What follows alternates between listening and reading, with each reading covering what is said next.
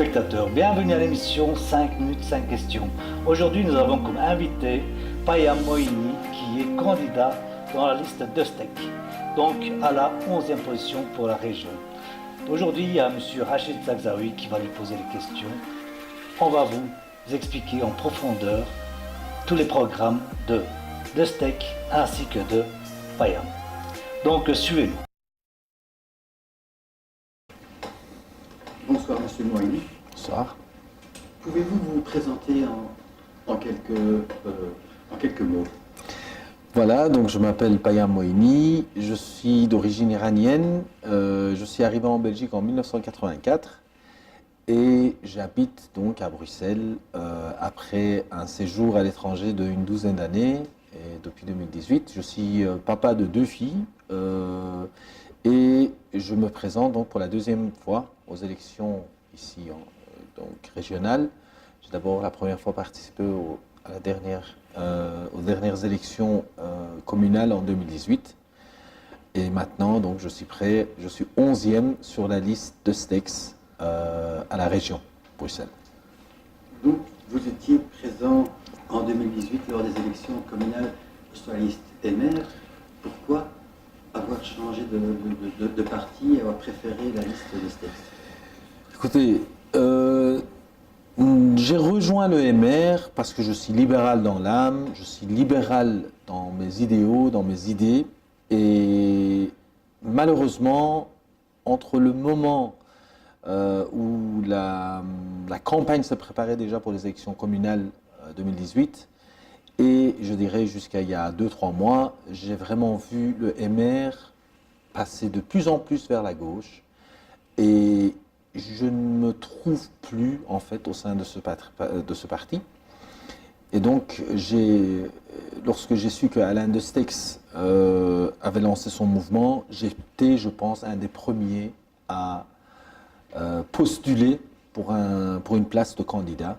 Et donc, la raison, elle est très simple. Je pense que je ne suis pas seul. Il y a beaucoup de gens qui ne s'y retrouvent plus au sein des idéaux libéraux et libéraux au sein du... Vous vous sentiez plus proche des idées prônées par la liste libérale de STEX que de celle du MR? Donc il est indéniable que le MR s'est penché de plus en plus vers la gauche. La raison est très simple. Le scrutin communal l'a montré et démontré qu'il y a de plus en plus d'électeurs pour le parti écologiste. Et donc, l'électorat est là. Et donc, je pense que le MR n'avait pas nécessairement le choix que d'aller virer un peu vers la gauche pour aller chercher l'électorat qu'il avait perdu. Donc, j'en suis persuadé. Maintenant, pourquoi moi je reste fidèle à mes valeurs libérales? J'ai eu donc cette opportunité de rejoindre Alain de Stex parce que notre programme reste un programme de droite, de centre droit. Il y a des clichés qui sont déjà en train d'être lancés contre nous. C'est pas vrai, on a une limite, on reste bien au centre droite, c'est là qu'on est. On a des valeurs libérales avec évidemment un programme aussi sur la partie sociale, évidemment. Donc il y a une partie qui est réservée en fait à la classe moyenne. On peut en parler plus tard dans l'interview, donc par rapport au programme. Vous êtes donc sur cette liste, 11e sur cette liste des STEX. Quels sont pour vous les points essentiels que vous voulez défendre, les points du programme que vous voulez défendre sur cette liste? Donc, il y a évidemment des priorités qui ont été énumérées par le parti lui-même. On a fait le programme. Il ne faut pas oublier que nous avons quand même battu des records, parce que lorsque Alain de Stex a décidé de lancer le parti, je crois que c'était début de mars, en 24 jours, nous avons rassemblé plus de 325 candidats. Toutes les listes sont complètes. Nous sommes présents partout en Bruxelles à Bruxelles et en Wallonie avec des listes complètes. Donc, Il n'y a que, évidemment, pour les élections européennes, mais ça, vous comprendrez, les électeurs comprendront pourquoi, évidemment, c'était difficile de se concentrer. Pour revenir à votre question maintenant, étant un entrepreneur, j'ai été entrepreneur presque toute ma vie, j'ai toujours travaillé depuis mon arrivée en Belgique, j'ai concilié toujours les études avec, donc évidemment, bon, la famille et la gestion d'entreprise. Je pense qu'aujourd'hui, en Belgique, il y a un phénomène qu'il faut absolument éradiquer, c'est le fait d'être taxé. On est taxé pour tout et on est taxé à un niveau vraiment extrêmement élevé. Qu'est-ce qu'on fait avec ces taxes? Ça, c'est un autre sujet. Mais qu'est-ce que ces taxes font contre des indépendants, des petits commerces? C'est là où je vais m'y atteler le plus. Le pouvoir d'achat pour la classe moyenne fait la société. Donc, c'est ça que je veux absolument défendre. Il y a un autre point que je défendrai personnellement, c'est la protection animale. Le fait que le bien-être animal est un peu un enjeu personnel. Je pense qu'il y a des points qui sont dans le programme. Nous allons essayer de mettre ça, inscrire ceci dans la Constitution belge. C'est quelque chose que je défendrai, évidemment, si je suis élu. Autre chose, parce que je viens de ce chemin, moi-même je suis arrivé en Belgique comme réfugié politique, il y a plus de 30 ans, en 1984 pour être exact. À ce moment-là, tout était déjà en place pour le chemin pour un réfugié politique. Je pense qu'aujourd'hui, évidemment, il y a l'aspect humain qui est peut-être mal géré. Nous avons vu Maggie De Bloch, première chose qu'elle a fait, elle a critiqué le travail de M. Franken. Et je trouve qu'on voit les résultats. Elle n'a pas su faire grand-chose. Je pense que M. Franken a été très très strict, mais je pense que les choses se passaient bien. Il y a un quota, il faut le respecter. Il faut aussi surtout faire en sorte que les gens qui arrivent en Belgique s'intègrent de plus en plus et de plus en plus vite à notre société. Il faut mettre les moyens, il faut mettre l'argent, et c'est ça que je vais essayer de défendre aussi. Voici les points les plus importants pour moi, en tout cas. Le programme est large, mais voilà. Donc, ce sont les 3 points qui, pour vous, sont essentiels. Pour moi, oui. Au sein du programme de la liste d'Estex. En tout cas, c'est ce que moi, je vais m'y atteler si je suis élu pour le faire. Ah, d'accord. À côté de ça, j'ai vu que la liste d'Estex a conclu un accord d'apparentement avec une autre liste de droite, la liste PP. Est-ce que vous avez des points de convergence avec les représentants de la liste PP? Nous sommes un parti de centre-droite. C'est clair, c'est net. Lors de la constitution en fait, des listes des candidats, M. Destex et toute l'équipe qui s'occupait de ces candidats a fait un screening profond de tous les candidats, à tous les niveaux. Il y a eu des gens, d'ailleurs ça a été aussi reporté dans la presse, qui ont été directement remerciés parce qu'ils avaient des tendances trop extrémistes. Donc nous sommes très clairs, nous sommes des libéraux au centre-droite et nous y restons. Il y a évidemment un accord qui a été fait, appelons-le accord technique, donc ce n'est pas du tout sur le programme, ce n'est pas du tout sur les valeurs, mais on a trouvé un accord technique avec le PP. Ça, je laisserai évidemment notre président du parti et les têtes de liste dans dévoiler en fait le contenu. Mais c'est juste parce que nous sommes un nouveau parti et qu'il faut avoir des appuis autour de soi. Voilà. Bien sûr. Est-ce que, selon vous, le discours prôné par la liste d'Estex est un discours accessible à toutes et tous? C'est-à-dire, vous parlez beaucoup des classes moyennes, Mais est-ce que votre discours s'adresse également aux classes défavorisées, aux classes précaires, aux populations précarisées? Voilà.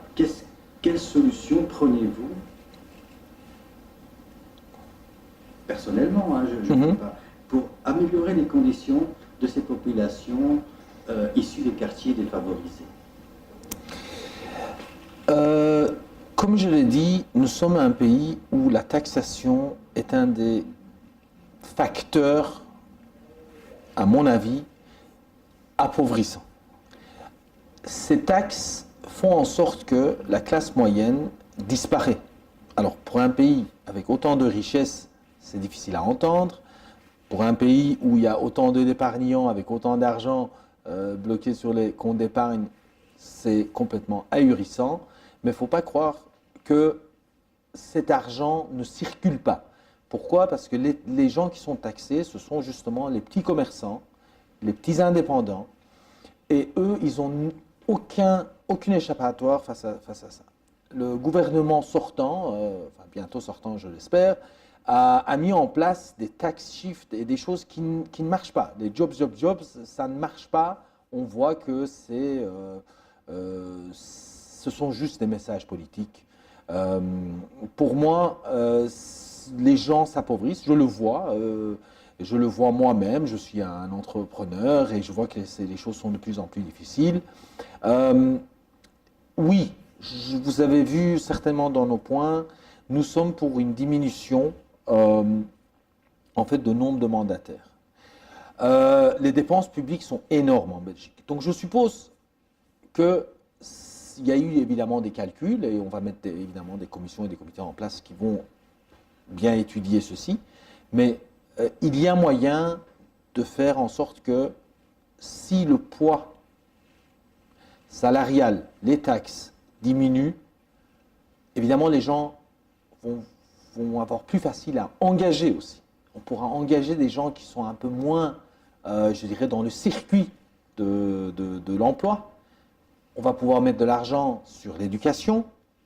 Et donc, ce sont en fait des choses qui se tiennent en fait dans une société.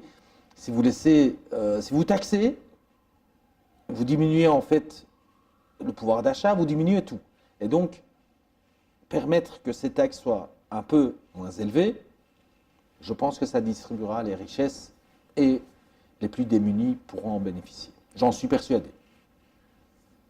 Pensez-vous que le discours développé par vous et tous les représentants de ce texte pourrait capter l'électorat issu des quartiers? Je veux dire, cet électorat qui semble ne pas forcément correspondre de par leur pratique aux idées de certains partis, comme que ce soit du MR ou que ce soit la liste PP. Je parle par exemple, est-ce que pour vous, par exemple, le port du voile est un problème? Alors là, vous avez, je pense, réussi à me faire poser 3 questions en une. Donc, je vais reprendre la première partie. Oui, nous sommes audibles. Nous sommes audibles, notre discours est audible. Je suis en campagne, je vais sur les marchés, j'écoute les gens. Étant donné que moi-même, je suis d'origine étrangère, je côtoie beaucoup et plus facilement peut-être et j'aborde les gens d'origine étrangère. Bruxelles est un centre multiculturel, donc on trouve de tout. Oui, nous sommes audibles parce que je pense que les gens en ont marre de cette politique qui dure depuis des années. Depuis 30 ans, je pense qu'on entend toujours la même chose. Les couleurs changent un peu, certaines têtes restent, mais les gens en ont un peu marre parce qu'ils voient que les choses n'avancent pas. On voit aussi avec ces problèmes sociologiques qui sont là, hein. Donc quelqu'un doit y faire attention et trouver des solutions. Les gilets jaunes ne sont pas arrivés comme ça. Il y a des problèmes, il y a des malaises sociaux, il faut absolument y régler. Nous sommes audibles.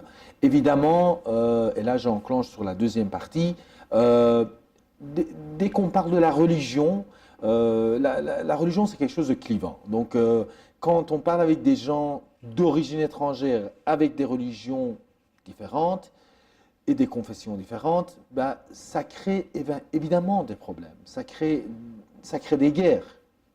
Donc, ailleurs dans le monde, il y a des guerres à cause de la religion. Et parfois, c'est la même religion qu'on présente différemment et que ça crée des pauvres victimes, des enfants. Et donc, c'est triste. Moi, je n'aimerais pas aborder cette partie-là. Je ne veux pas mélanger, pour moi, l'islam, le judaïsme, le christianisme et autres sont des religions tout à fait personnelles. Pour moi, c'est au niveau privé. Donc, pour moi, je ne veux même pas faire de la séparation des gens sur base de la religion. Pour revenir pour la partie voile, ben, personnellement, oui, je suis contre le voile dans les administrations et dans les écoles. C'est quelque chose que je ne peux pas accepter, en tout cas en Belgique, vu la façon où certains utilisent ce voile pour faire passer d'autres messages. J'ai été pendant de très longues années en Angleterre, j'ai eu des employés moi-même qui étaient voilés. Dans les banques, dans les administrations publiques, vous avez des gens qui sont voilés. Il n'y a aucun problème. À la limite, ça ne se voit pas. Pourquoi? Parce que ça a été bien ancré dans la société. Ici, je pense que le problème est autre. Je ne suis pas contre l'idée que si on abolit ceci dans les administrations, je parle dans les administrations publiques et les écoles, que dans 5, 10 ans, une fois que les esprits ont un peu évolué, qu'on puisse de nouveau libérer ceci. Mais pour le moment, aucun signe, pour moi, religieux, de n'importe quelle source, je suis contre. Ne pensez-vous pas qu'en permettant, par exemple, le port du voile ou le port de la kippa ou du turban, ça permettrait à cette population de mieux s'intégrer au sein de la société? Je vais vous répondre peut-être en une phrase. C'est déjà le cas dans la rue. Est-ce que ces gens sont déjà intégrés? Est-ce que ça leur permet, ça leur facilite la tâche d'être intégrés déjà dans une société? Je ne pense pas. Si déjà dans la rue, ceci ne leur apporte rien, je suis contre ça. Pour les administrations, je pense que vous savez, quand vous allez à la commune, quand vous voyez la tête de la personne qui est devant vous, pour moi, la neutralité de l'État, de l'administration, c'est très important. Parce que justement, dans la rue, il y a déjà des préjugés et des problèmes juste liés au voile, qui n'est pas tout ce que vous voulez, et ça crée déjà des problèmes pour les gens. Donc moi, personnellement, et mon vécu est là pour le dire, après la révolution islamique en Iran, j'ai vu la société changer, et je sais que pour moi, le voile, ça reste quand même un facteur de soumission de la femme, et ça, je suis contre. Même lorsqu'elles disent qu'elles ne le sont pas. Je ne suis pas là pour juger, parce que je suppose que si quelqu'un veut porter le voile, je n'ai rien contre. Mais comme je l'ai dit, je pense que la société belge a besoin d'avoir un reset, hein, comme on dit. Il faut pas accepter ceci dans les administrations. Je suis complètement contre, dans les écoles aussi. Et je pense que ça permettra aux gens d'être plus coulés en fait dans la société pour qu'après réapparaissent les différences. Maintenant, c'est trop clivant. Mais toujours pour en revenir, pour essayer de comprendre, vous critiquez justement l'attitude du régime iranien qui, lui, contrairement, pas contrairement, mais les faits eux-mêmes, oblige le port du voile dans les administrations et partout. Partout. Et ici, on interdit le port du voile. C'est pas équivalent, selon vous? Obliger le port du voile et interdire le port du voile, c'est pas la même chose? Mais vous savez, moi je le dirais dans l'autre sens. Ici, le système se veut un système neutre, laïque, certains diront. Nous sommes dans une société où les gens sont normalement libres de porter ce qu'ils veulent. Mais je pense que dans les administrations et dans les écoles, et vu la différence de mentalité dans certains quartiers, dans certaines familles, dans certains cercles font que le fait de s'afficher avec un voile ou un signe particulier, cela crée vraiment un creux, une différence énorme entre les interlocuteurs. Je prends par exemple lors d'une interview pour un job, moi j'invite ici les téléspectateurs à voter peut-être, hein, ils peuvent envoyer sur votre site tout à fait anonymement ce que eux-mêmes ils pensent de ça, mais combien de personnes se disent absolument neutres d'avoir quelqu'un non voilé ou voilé devant soi lors d'une interview. Aujourd'hui, je parle d'aujourd'hui en 2019 en Belgique. Très bien. Il y a un point justement dans votre programme où on parle de retirer le paiement du chômage aux syndicats et revoir le système d'allocation. Pouvez-vous développer ce point-là? Oui, en fait, c'est retirer le paiement du chômage aux syndicats, c'est pas ça. C'est que je pense que, vous savez, les syndicats, ils ont fait leur temps, on en a besoin encore, mais les syndicats, comme ils ont été conçus depuis le début du siècle pour la défense des ouvriers, ils en ont fait beaucoup et je les félicite, hein, je félicite tous les gens qui ont participé en fait à ce mode de protection des ouvriers, hein, qui travaillaient parfois dans des conditions vraiment abominables, hein, c'était de l'esclavagisme. Donc je pense que les syndicats ont bien défendu les ouvriers et je suis pas pour qu'ils disparaissent, ils doivent être là, je pense qu'il faut un pouvoir fort en face du management, ça doit exister dans toutes les grosses sociétés. Donc, je suis juste pour le fait que, et nous sommes tous d'accord avec ça, pour la diminution de leur pouvoir, qu'ils ne mettent pas à l'arrêt quand ils le décident. Un piquet de grève, il n'y a plus de train, il n'y a plus de facteurs, il n'y a plus rien, le pays est à l'arrêt. Alors, le service minimum et tout ça peuvent être développés par après, dans notre programme, on en parle. Mais par rapport aux syndicats, on veut juste avoir qu'ils aient un peu moins d'influence sur la société même. Je parle de la société. Maintenant, pour revenir aux chômeurs, en Scandinavie, cette méthode est en application et cela fonctionne très bien. Quand quelqu'un perd son chômage aujourd'hui, à part le côté, je dirais, psychologique, c'est une grosse perte pour certains, parfois. Pour certains, non.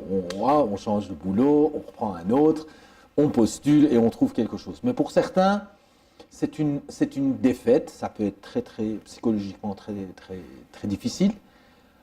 Mais à côté de cela, il y a aussi la partie pécuniaire, la partie financière. Ça peut impacter beaucoup la vie privée des gens. Donc, nous, au sein des listes de STEX, nous sommes pour le maintien d'un niveau de chômage pendant le début, hein, de mise à l'arrêt, mise en chômage de la personne, avec un salaire assez élevé pour qu'il ne voit pas nécessairement la partie, il a déjà assez avec la perte, hein, et l'impact psychologique. Par contre, nous sommes pour une limitation dans le temps, avec évidemment, vous savez, le chômage, ça doit vous permettre de rebondir et trouver un autre travail, ou alors pivot dans la vie, hein, on change, on se forme et on trouve autre chose si on a envie. Mais on ne peut pas éternellement vivre avec l'argent du contribuable. Oui. Vous dites aussi que vous êtes, comme vous l'avez dit, pour la réduction du nombre de parlementaires dans les différentes assemblées. Tout à fait. Est-ce que vous êtes pour le décumul également? Alors, moi, personnellement, je pense que le décumul, en tout cas le cumul, comme c'est un peu l'habitude en Belgique, c'est aberrant, c'est une aberration, il faut arrêter ça. Donc, vous savez, quand vous êtes sénateur, vous êtes sénateur. Quand vous êtes député, vous êtes député. Maintenant, il existe peut-être dans le cercle, dans l'écosystème administratif, peut-être des places où les gens peuvent et doivent pouvoir cumuler un job le matin, le soir, mais par contre, avoir des mandats publics à différents niveaux de pouvoir, moi j'en suis contre. Et par rapport justement au montant attribué, le traitement de ces députés, par exemple, on parle pour un député bruxellois, une rémunération de 6 000 euros. Pensez-vous que c'est exagéré? Tout travail mérite salaire. Je pars avec cette idée, je suis un entrepreneur, je pense que c'est pas moi qui ai fait les salaires de ces personnes. Je pense qu'il y a évidemment, c'est un travail difficile. Je pense que être politicien n'est pas quelque chose de aisé. Moi, je connais des gens dans le monde privé qui gagnent 6 000 euros par jour. Donc, vous savez, les montants, je pense qu'il faut une concertation entre différents, justement, les acteurs, hein, les policiers eux-mêmes. Peut-être qu'il faudra un vote, peut-être qu'il faudra vraiment délimiter un niveau salarial, parce que c'est quand même de l'argent public, j'en conviens. Mais je pense qu'il y a là des gens qui font de la politique, ben c'est leur travail. Donc ils partent le matin, ils rentrent très tard, ce sont des gens qui sont toujours très sollicités. Donc moi, je ne juge pas le montant, mais je pense que tout travail mérite salaire et que s'il y a lieu de diminuer pour certaines fonctions, je serai pour. Oui, moi personnellement, je ne suis pas contre, je ne suis pas pour non plus. Maintenant, là où je ne suis pas d'accord, ce sont tous ces petits arrangements qui se font pour des mandats à gauche et à droite au sein des ASBL, au sein voilà, je trouve plus le mot, aidez-moi, donc les intercommunales, voilà, merci beaucoup.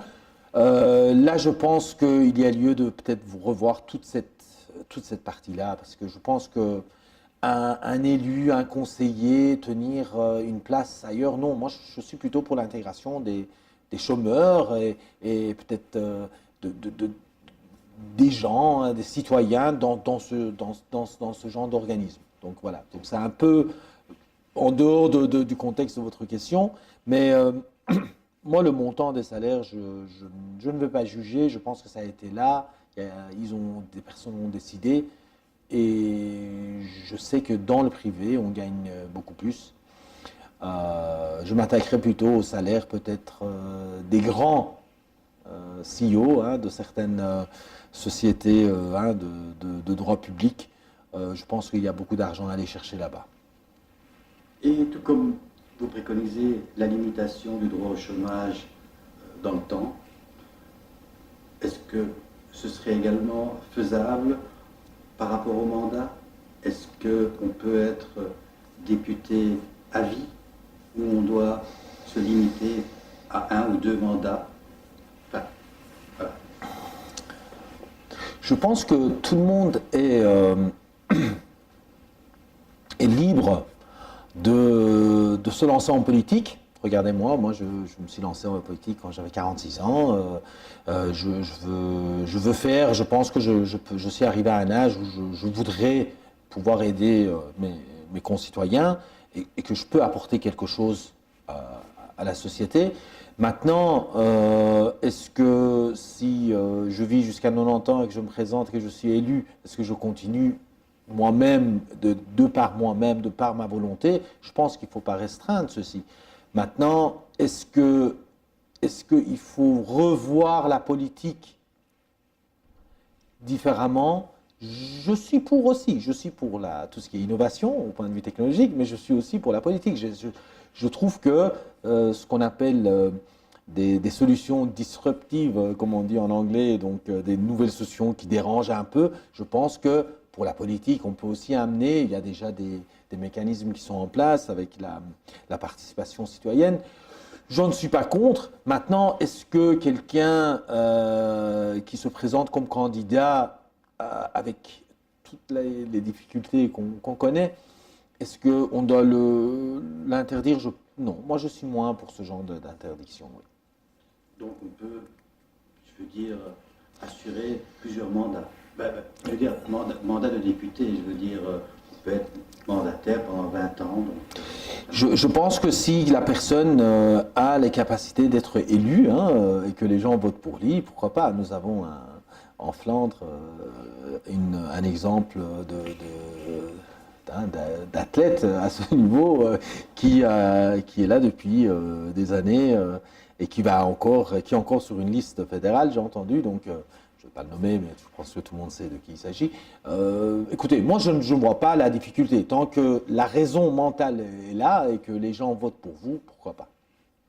lorsqu'on compare la liste d'Estex en disant que la liste d'Estex, en fait, ce n'est que la NVA francophone, vous êtes d'accord avec ce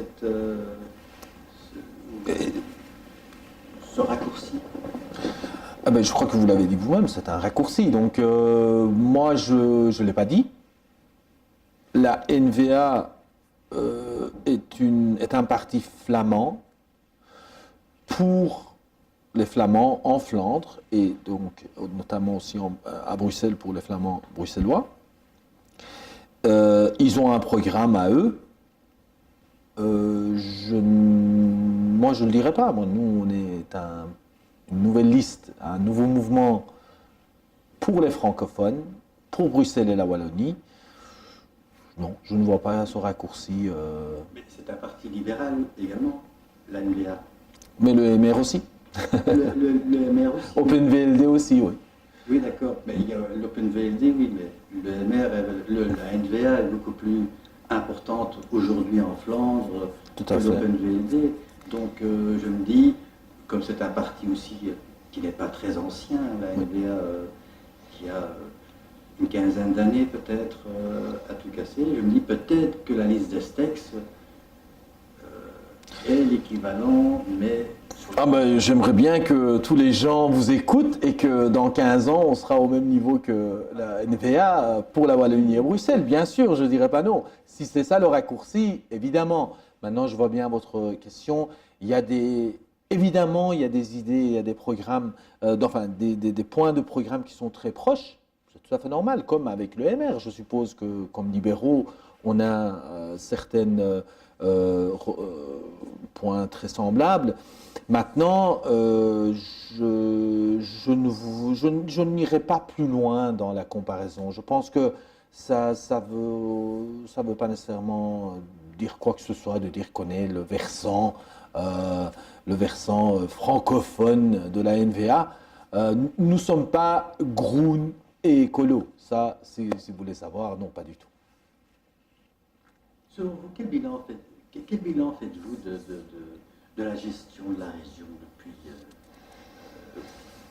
la dernière législature avec un ministre-président socialiste? Écoutez, moi j'ai quitté la Belgique, je suis revenu après une dizaine d'années et bon, j'ai gardé évidemment des points d'attache, mais quand on rentre dans la vie sociale à Bruxelles et surtout au niveau régional bruxellois, mais c'est incroyable. C'est incroyable. Je pense que vous preniez notre fameux et cher ministre de l'immobilité, Monsieur Pascal De Smet, qui, je l'ai encore entendu hier à la radio et je l'ai vu à la télé, qui défend son programme et tout ce qu'il a fait d'une manière très fière. Et moi, tout ce que j'entends des gens, c'est que Bruxelles est la ville la moins mobile. Quand je vois que toutes les grosses villes qui se prétendent, on est quand même la capitale de l'Europe, dans laquelle le métro n'a pas une place tout à fait méritante par rapport à ce qu'elle devrait avoir, on a besoin de lignes supplémentaires.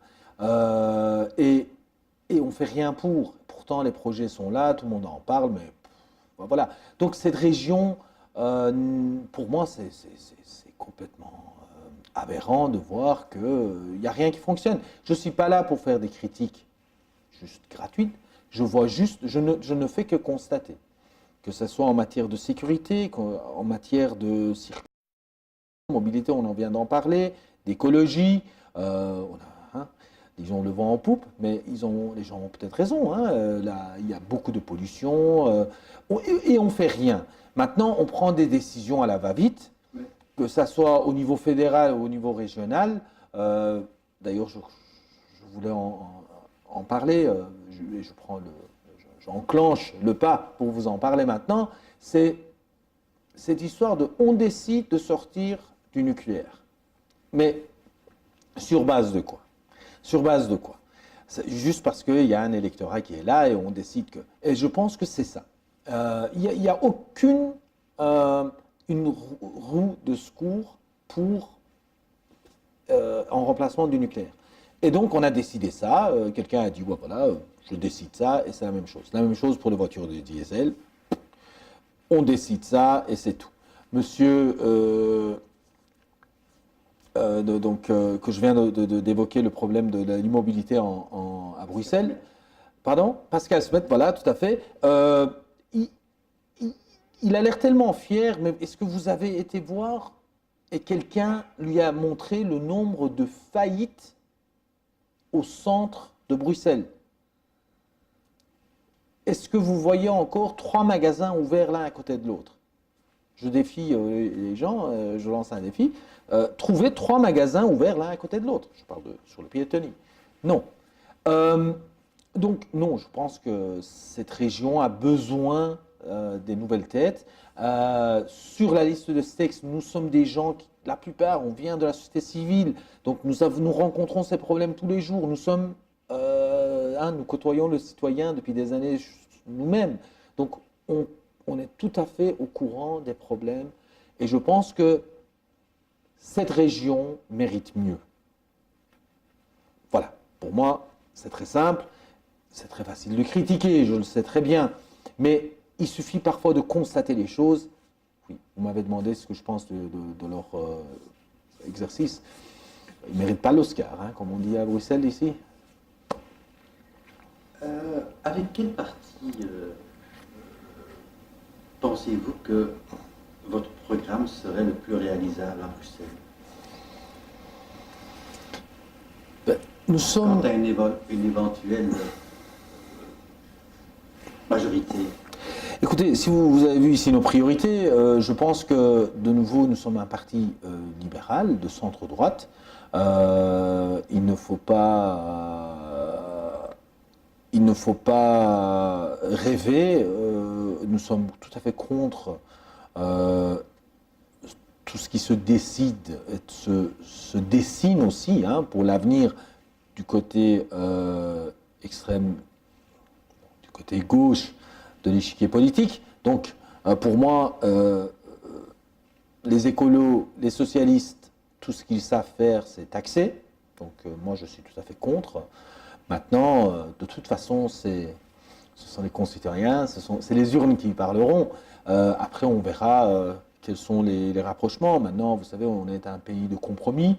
Je pense qu'il va falloir trouver au sein des partenaires, mais on n'y est pas encore. On en parlera le 27. Mais bien sûr, pour moi, il est tout à fait exclu de faire une quelconque alliance avec les partis de gauche, et je dirais même les partis d'extrême gauche, comme le PTB. On n'ose pas trop le dire, mais pour moi, c'est du marxisme du début du siècle passé. Donc non. Un parti infréquentable. Pour moi, oui. Tout à fait. Pourquoi? Parce qu'il n'est plus d'actualité. Je veux dire, est-ce que le programme communiste pourrait encore, dans une Europe aussi moderne, jouer son rôle? Pas du tout. Je pense que le communisme, le marxisme ont montré leurs dégâts à travers du siècle passé. Donc, vous leur demanderez si ce qu'ils veulent faire, mais en tout cas, ce qu'ils nous présentent, non. Merci, M. Moïni, pour vos réponses. Je vous propose à présent de vous exprimer auprès de vos électeurs. D'accord. C'est moi qui vous remercie, en fait. Merci à Bruxelles Corner de m'avoir invité ici. Et merci pour cette interview et merci de me donner cette chance de m'adresser en fait aux concitoyens bruxellois. Euh, j'ai un message très simple et concret pour toutes les Bruxelloises et Bruxellois qui nous regardent. Vous avez vu à travers les différentes manifestations ces derniers temps, que ce soit les gilets jaunes, que ce soit les jeunes qui sortent pour le climat, il y a évidemment un malaise. Il y a un malaise social, il y a un malaise à travers l'Europe, il y a des problèmes dans le monde. Mais il faut maintenant se concentrer sur notre belle région qui est Bruxelles. Bruxelles est une ville internationale où les gens doivent pouvoir vivre ensemble. Et pour le bien-être de tout le monde, on doit absolument faire en sorte que tout le monde s'intègre. Nous avons une communauté étrangère incroyable ici à Bruxelles, hein, c'est une ville multinationale.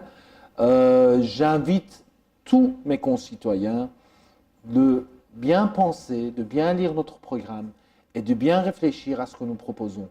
Nous sommes un parti qui veut changer les choses, vous apporter le meilleur pour les prochaines années à Bruxelles et aussi en Wallonie, évidemment. Je compte sur vous le 26 mai.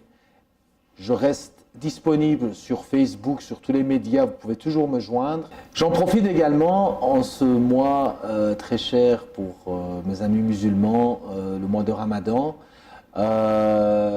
Toute la paix pour votre famille, la bonne santé et je vous souhaite de passer un très bon mois de Ramadan. Si vous avez des questions, adressez-le directement à moi.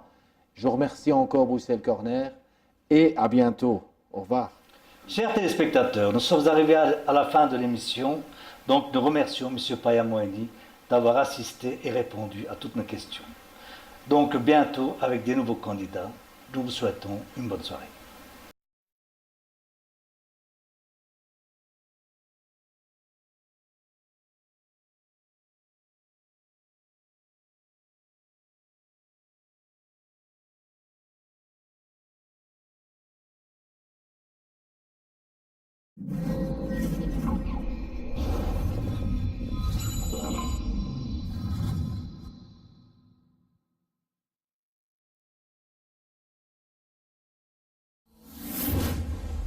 Élection mai 2019.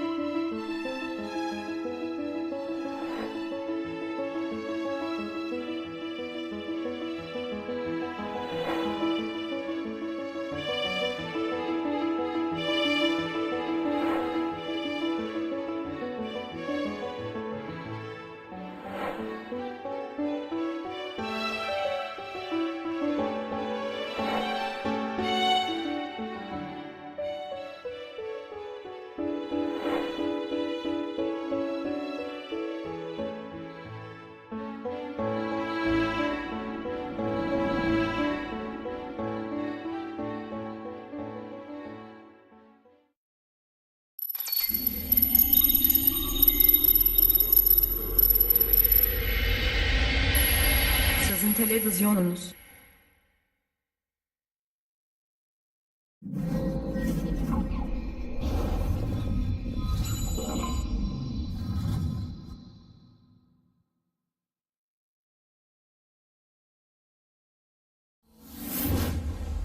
Élection mai 2019.